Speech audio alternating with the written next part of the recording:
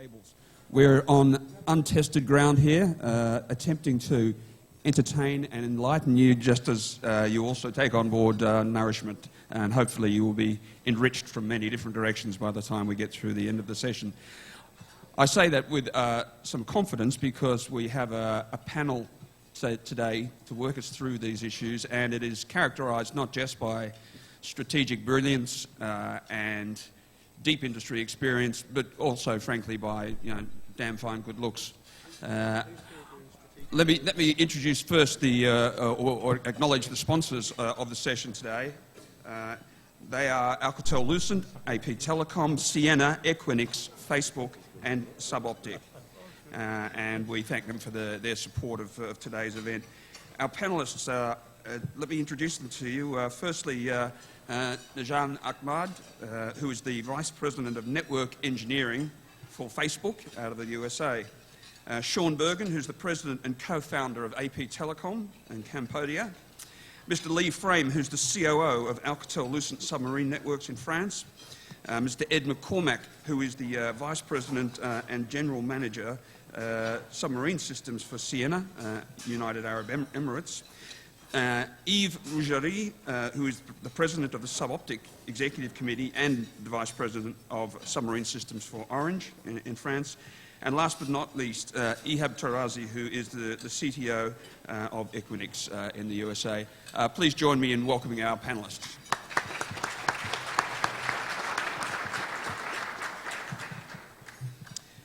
Now, the format today is such that we'll look at various aspects of the way that the cable, submarine cable sector is evolving and look forward into where it's going to go over the next 5 years.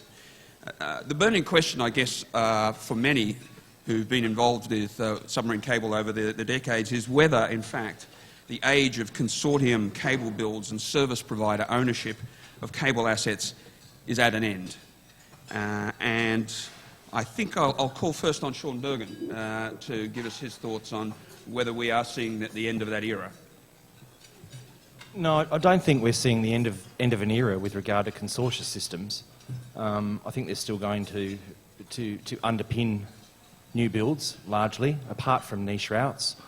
I think the biggest shift we've seen, and it's become quite obvious over the last 3 to 5 years, is probably the involvement of what makes up a consortia, as opposed to the typical format of a consortia.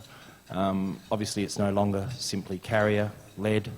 We have our friends, our over-the-top players, our content providers, and new entrants getting involved in consortias all over the world. So, yes, there are a lot of private builds going on right now, but generally speaking, even those are underpinned by the same old folks that used to be in the consortias. So it's very rare for a private build to get up in a situation where they are underpinned by at least one significant OTT player or a significant carrier with core demand themselves. So the short answer is no. I don't think that's going to change anytime soon.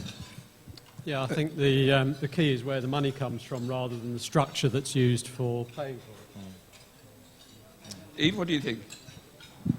Yeah, thank you. I fully agree. I mean, the consortium model is what? Is making some parties to come together to share the cost of a system. And this is still a valid system, way of doing a submarine cable, which are highly expensive, right? When people think about consortium, they think about monopoly in the landing station, they think about backhaul, monopoly in the backhaul, they think about very heavy CNMA, which is not the case anymore. I mean, the CNMA has evolved a lot since the last 20 years. The parties as well, now you find private carriers, public carriers, SPV, private investors. The landing station, you don't have monopoly anymore. Most often now the new system will go from pop to pop. And even when you have a station, you have most probably several owners in this cable station and several providers for the backhauls.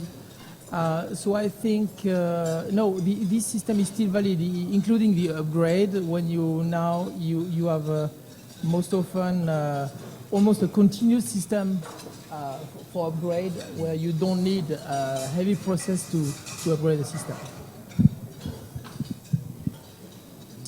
Thank you. Well, one of the things about cables is there always seems to be... Yes. I have a question for Eve, if I may. Oh, far away.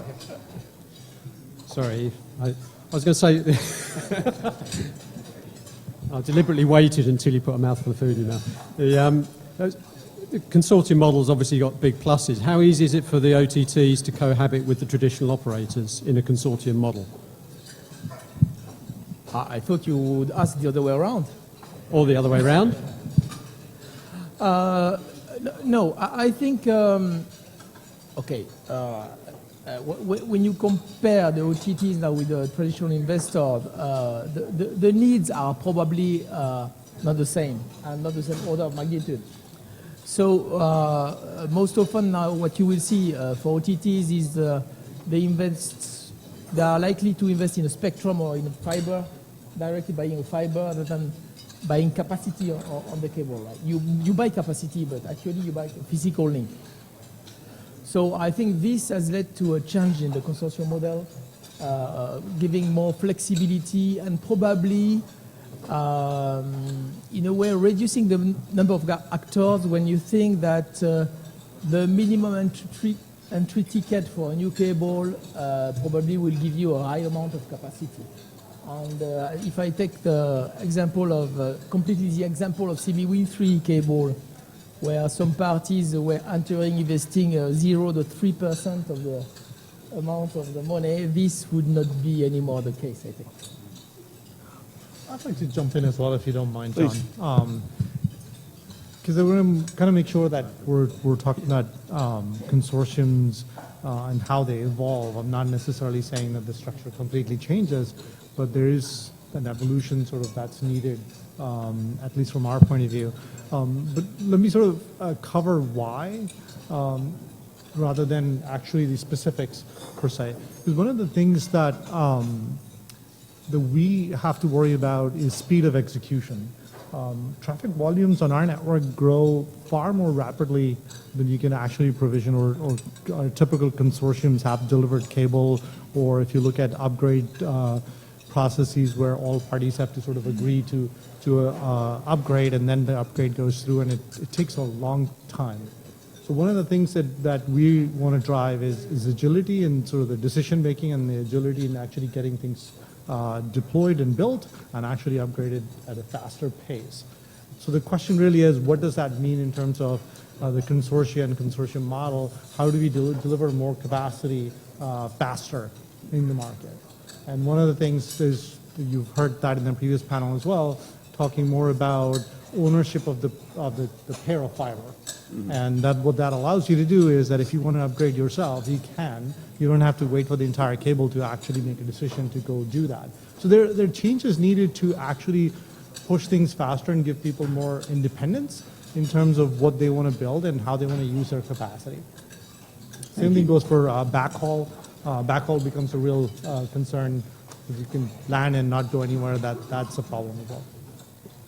All right, thank you. That's interesting. Najam, can I just ask Najam a question on that? You're talking about speed of the processes that sit behind actually sitting on a live system. What about the process pre-SIF? You know, a consortia getting together, wanting to have 300 meetings and 27 locations and negotiating a CNMA for 3 years. Does that factor into the process as well for you? Absolutely. For us, it's the concept to actual production needs to be as short as possible. And that's really one of the key things that we worry about. How do we get things done very quickly? It's primarily because the traffic is growing and changing rapidly. The growth around the globe is tremendous. If you look at even just the Facebook user base, 1 billion mobile users are logging in, right?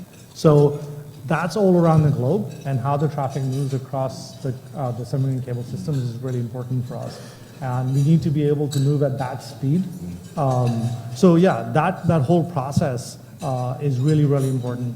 I don't want to call out a specific project, but we've been like part of APG for a long time, and that's, for me, would be the classical, that's not what we want, because it's just been mired in decision-making and problems, and the cable is late by a couple of years, and that model is just really not efficient for our needs. But there's nothing fundamental about the consortium that says it has to operate in that way, although a good many of them do. There have been smaller consortium or co-builds, I suppose you could say, which have moved quickly. Fundamental thing of a consortium is normally it's 100% equity. It's not normally any debt, but that probably suits you guys. You don't probably want to go to the markets to go and get debt for your cable. So there's some things about the consortium model that are good. It shares risk as well as cost. I think it's more about the investment vehicle than putting the investment dollars together to fund a project and get that moving. But then when the project is funded, the individual parties have autonomy to go as slow or as fast as they need to for their business needs, right? Yeah, that's really what we're looking for. Yeah. Yep. What about the demand outlook over the next decade? How much is that going to drive activity? Ehab, do you have thoughts on that? Yeah, thank you. I think I just want to add one thing to the discussion we had before, which is I think that fundamentally the whole way consortiums and cables are constructed is going to change. I can say that. It's just a matter of when. And the simple fact is the network can no longer be independent. Compute, storage, and network are becoming a single stack based on software-defined provisioning. So eventually the model will have to change to provide all that agility and control.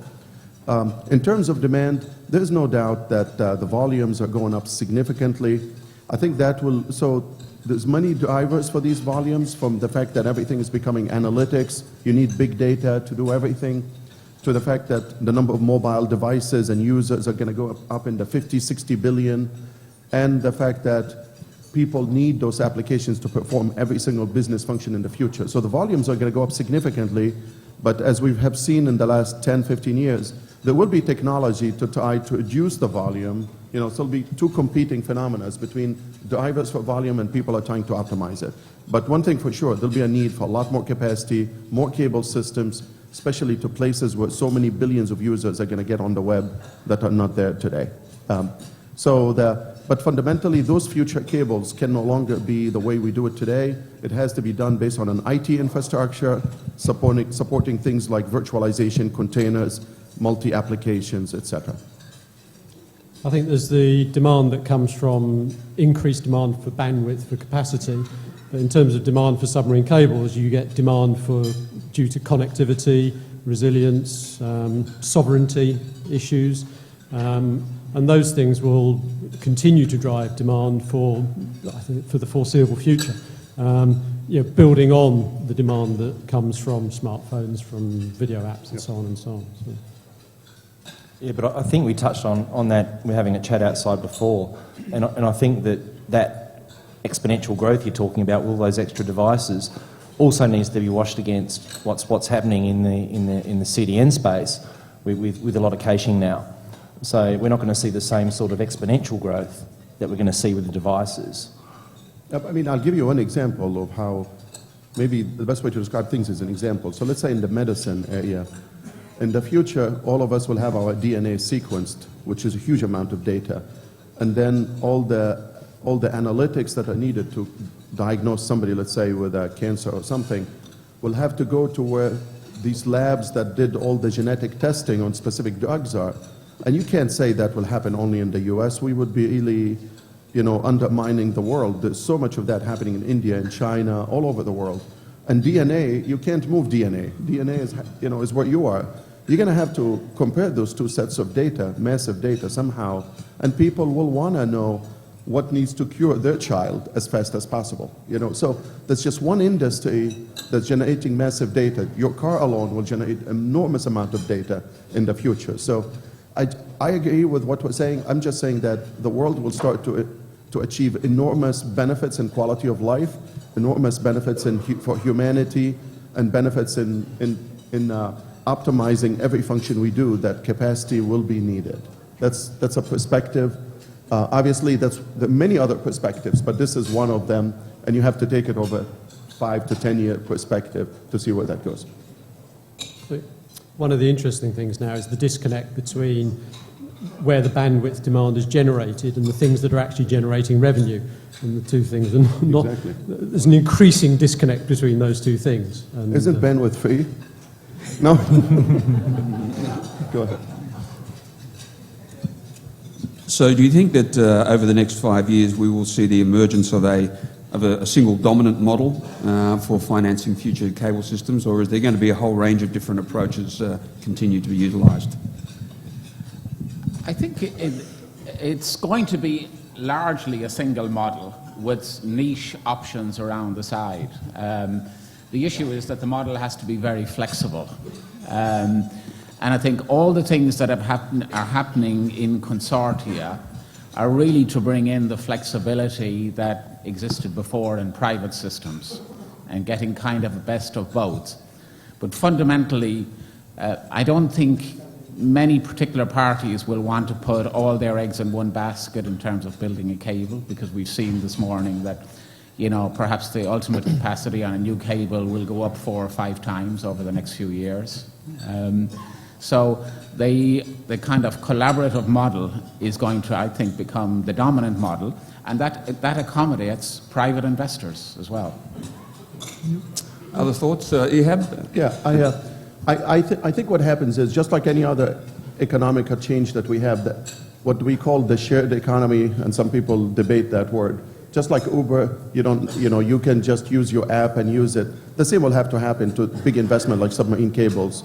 So, and from our translation of it is that there's no need to build a cable station for every system if you can use data centers, for example. There's no need for multiple consortiums to go under the same path, between the same 2 locations if you could share these resources. Somehow the economy will drive, especially with private investors at the back end of it, as Ed said, towards more shared resources, more optimization of that capital investment, and more leveraging of whatever assets that exist. Thank you. So I want to go in a slightly different direction.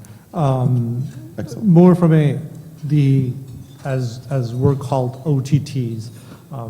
I actually took offense to that word at one point, and I started calling telcos UTTs, under the tops. But that said, I think it was sort of evident in the previous panel as well that it's a very sort of us and them setup that is still sort of very prevalent in these conversations. I'd like to sort of propose more of a different, this is a partnership. Companies like Facebook, we are very interested in growing the global network footprint. And it doesn't mean that we want to sort of own everything. That's what we're trying to do. I think Frank said it as well in the earlier panel. We're not interested in being a telco. That's not in our goals at all. Our interest is to have more investments in the network around the globe, more capacity available. If you've heard Mark Zuckerberg talk about internet.org, we want to connect, or he's really, really passionate about connecting the entire globe to the internet. How does that happen, and how do we build a network that actually can sustain that and provide those services? Really partnerships with the telcos. We don't have the core competencies that you guys have and that a lot of the telcos have. We want to leverage that. The thing is that the investment model is changing. It's not a strict buyer-seller type model anymore. So the question is, how do we find business value in building those relationships to actually land the projects that we want to go land? And so my challenge to all the telcos is, I'm here, we're here, a bunch of the Facebook guys are here, Microsoft guys are here too. Let's talk about partnerships and what investments need to land, and how do we actually make that happen. Our requirement tends to be a little bit different. Where I talked a little bit about agility. Our speed of execution is really, really, really important for us most of the time. Autonomy is also important, where we can actually do things ourselves, which tends to go faster, where have a little bit more control over the backhaul and things like that. But in the end, we're not interested in actually selling capacity. That's sort of not what we're after. The other thing that we end up looking at a lot is actual redundancy and paths. If you look at traditional cable, the cables that have been built in the history of sort of the internet, there are places where there's a lot of concentration. So if you look at like Pacific, majority of the capacity goes to Japan. That scares the hell out of us in a lot of ways. Yes, you can have multiple landing points and all of that, but why aren't we building in a Hong Kong cable or a Singapore or even South? How do we make that happen? Those are the kind of things that we want to try to partner to build investment vehicles that we can actually build cables that provide more diversity to the internet. In the earlier panel, there were conversations around, one path versus two paths. Guess what? We want 4 across the Pacific and across the Atlantic. Can we build 4?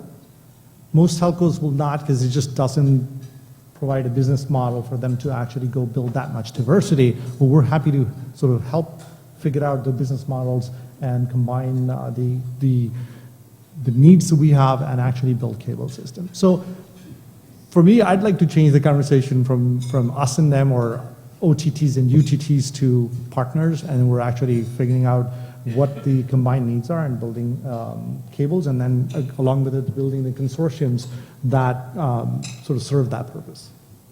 And I'll stop at that. In fact, I'd go as far to say that in the last 12 months, we've had 4 of our customers have systems go contract in force in the last 12 months. So in all of those instances, there has been a partner involved in that process. So it certainly has become, I'd agree with that statement, that it's not an us and them anymore. It's much more of a collaborative approach. And it's very rare for a new system, whether it be a private system relying on cash to come in from a sale to one of the new entrants in the industry, or whether it's simply a telco relying on that revenue coming in from a partner to help underpin their business plan to justify being in the consortia. So there certainly is much more of a collaborative approach, and what we're personally seeing is it's almost an incubation role that's also being played to help build these systems. So we're spending a lot more time in that space than we traditionally used to, simply because we're finding that what Najim's saying is it's absolutely correct, that there is this incubation role that's being played by a lot of you guys. So does that point to a trend of more over-the-top players actually owning cable assets over the coming years, or rather acting as the economic muscle and inspiration for others to do the builds? I don't want to, at least for myself, I don't care one way or the other in some sense, right? If we could actually just go buy a pair of fiber on the path that made sense to us, at the cost that made sense to us, we would much rather do that. It's a lot less work for us to actually go instead build a cable. Building a cable is a lot more work, or partnering or coming up with a group of people that want to go build a cable. So if you could actually just go buy a pair of fiber at the sort of parameters that we need, we'd much rather just buy it. So we have no interest in sort of building that muscle, if you will. But if you have to, we will. And in some cases, we're essentially saying, yes, we want to partner and help build that happen, make that happen. Because if there are certain paths that we think is required for diversity, and there's just not enough business case, we can actually help try to push that business case along, right? Okay. I think we from the supplier perspective, we see a difference in the types of systems or the way the systems are specified by you guys, the OTTs, for want of a better term, or by the operators. So the operators are tending to look for flexibility on more complex configurations, more flexibility going into the future. So they can't define precisely what they'll want the network to look like in terms of the allocation of capacity, for example, 5-10 years from now. Whereas you guys, quite often, you're connecting data center to data center. That's going to be the need 10 years from now. It's just going to need to be a bigger pipe. So I wonder if a map of, the ideal map of submarine cables globally for you guys is the same as the ideal map of submarine cables for the operators. I suspect not. Yeah, I think there are definitely some differences in constraints in that sense, because we tend to know our traffic model, and telcos are depending on being able to sell it, and so they need more flexibility in that sense. Although if you look at the large oceans, it's not that much of a drop-off point, right? So if you look at the Pacific, you're not dropping off in 10 locations per se. No. For us, we tend to think about less complexity. If you have 11 drop-offs and 12 parties working on it, it's just going to take a long time and maybe never happens. And these things are actually interesting windows of time as well. The one set cable that I mentioned, it's actually not feasible for us anymore in some sense, because the capacity we bought on it is we're already grown past it, way past it. So how do you deal with that? So trying to find that balance is the interesting question. Yeah, I think it might depend ocean by ocean, region by region. Absolutely. Yeah, I think one of the things here actually is looking at it region by region, because regulation plays a very big part in what you can do and how you go about it. And I think this morning we concentrated on the big routes, the Atlantics, the Pacifics, and there's a lot of other routes around the world where, we don't make the distinction really between OTT versus service provider, because the OTT works with the service provider to achieve the goal. Middle East is an example, Africa, obviously, places in Latin America, etc. So, it's all about collaboration rather than challenging. It's learning to cooperate. Yep. Let's talk about prices for a moment. Back in prehistoric times, I worked for a guy called John Hibbard, who's with us today, and we were responsible, among other things, for purchasing international capacity for the internet. Sorry? It's all right. I was there too. And we were paying, as I recall, for this capacity to the US, $16,500 US per megabit per month. Those were the good old days. Yeah, there was no need to reimagine the business back then. A crazy guy from Teleglobe showed up and offered us, satellite capacity at 10,000 US per meg per month, and we jumped on it. We thought it was like, shopping at Costco. It was such a good deal. Where are prices now, and where do you think they're going to be 5 years from now? Would you like to start on that, Ed? Yeah, thanks. Just concentrating on the last several minutes, and we've been talking primarily about collaboration, openness, building systems and networks without restrictions on what the other parties can do, sharing networks, all of that.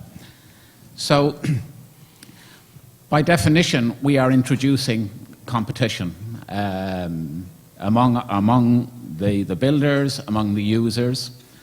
And I think the great thing about the industry is that it has this incredible ability to innovate, to add more and more capacity.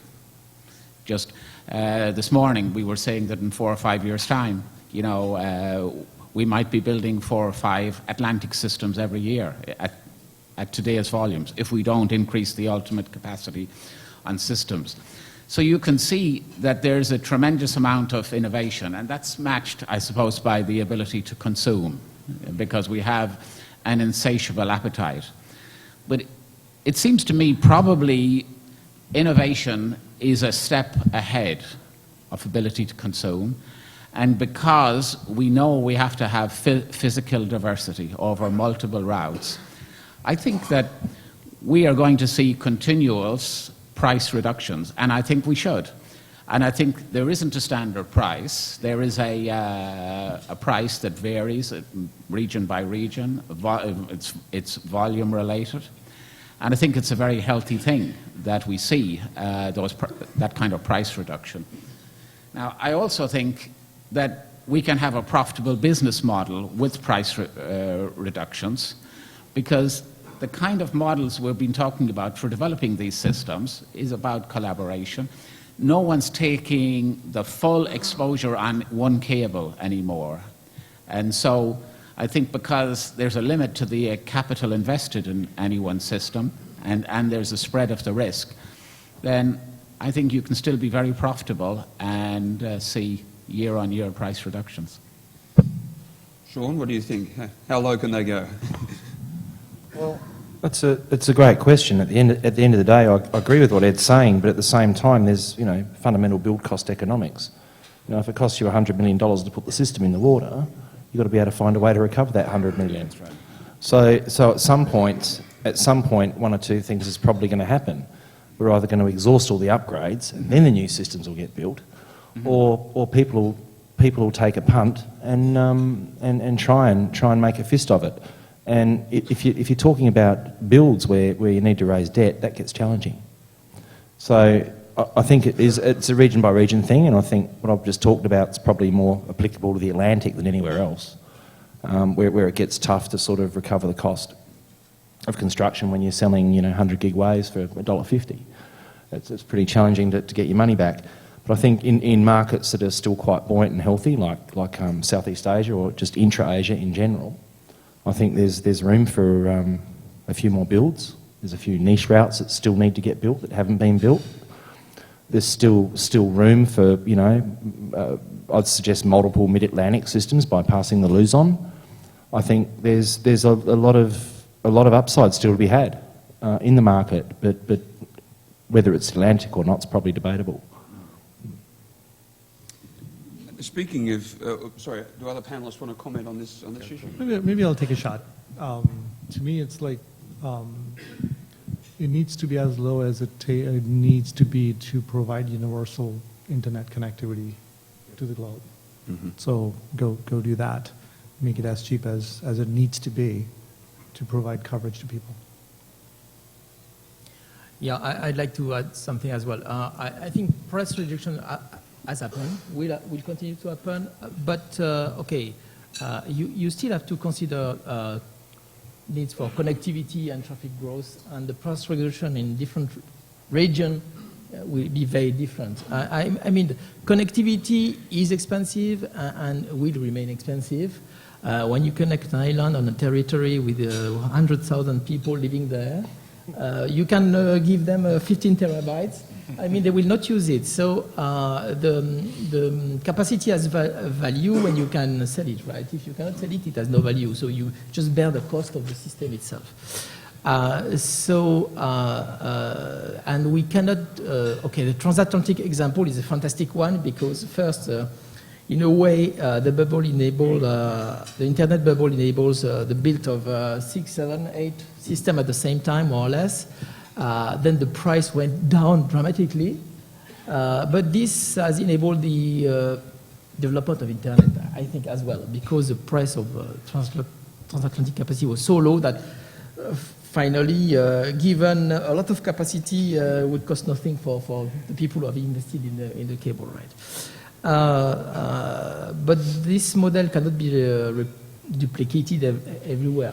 I don't think so, actually, because transatlantic is a kind of point-to-point or pop-to-point, continent-to-continent, Europe to US model. But in some of the region, the country is much more important on the political side than the continent. So you cannot imagine some countries just giving out their wish for holding a cable, right? And on top of it, when you have a lot of cables with a lot of connectivity and complexity, as Lee has said, I have some example in Africa where we have 21 countries served, right? Not to speak about some CME with a 40 country plus served. Then, of course, you cannot give one fiber pair per country. It's not to be a complex issue. So really, the rationale for the distribution of capacity and the investment will have different models depending when you are on the planet. Yeah, I think the price will continue to go down. It's inevitable. And it's because of the big economic factors. People used to buy things like MPLS or point-to-point service. They're not. they buy a service now. Even look at Netflix. You're paying for a fixed fee for all the streaming.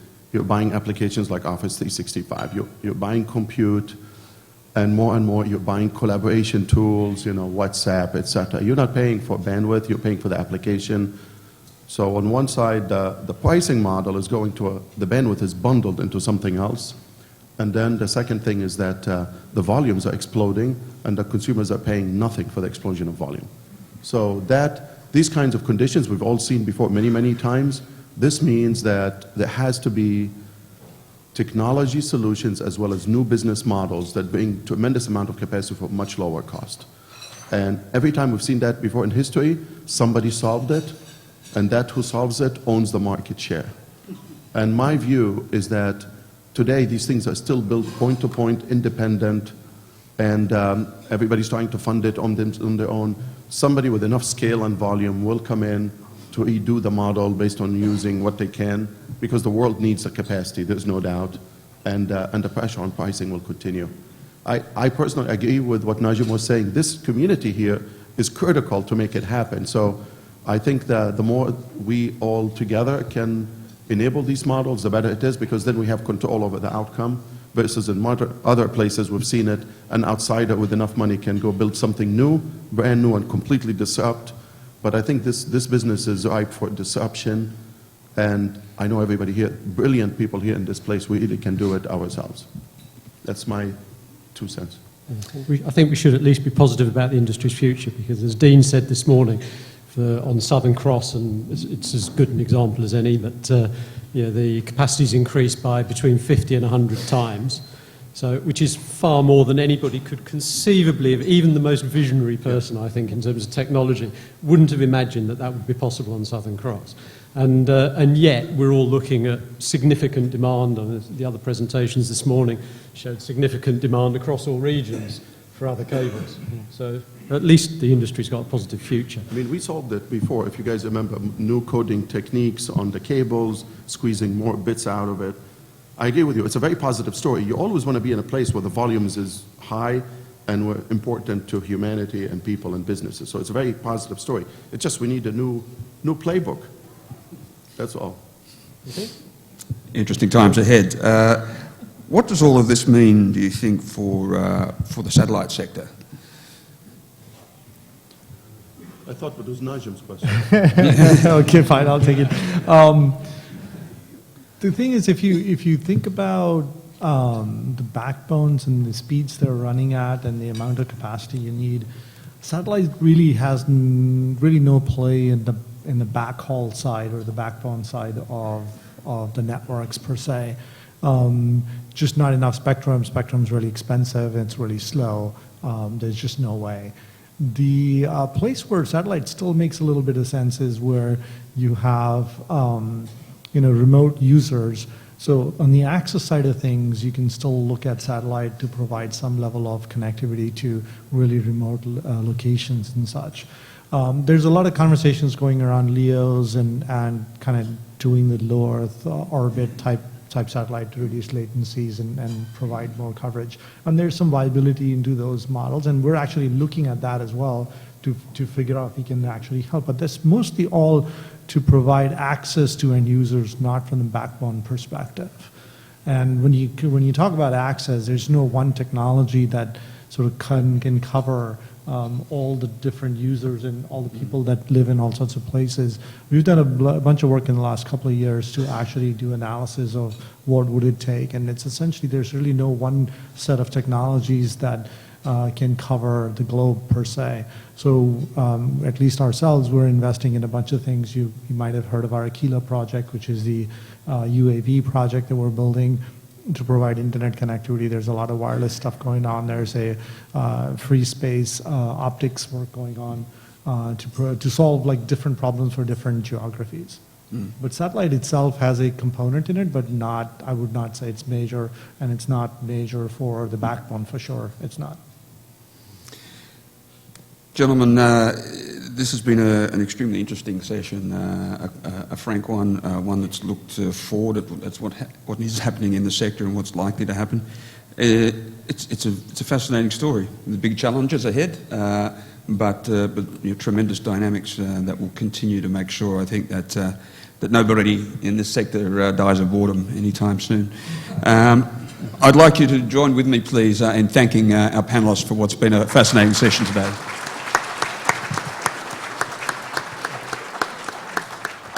Thanks again to our sponsors, and best wishes for the remainder of PTC 16. Thank you.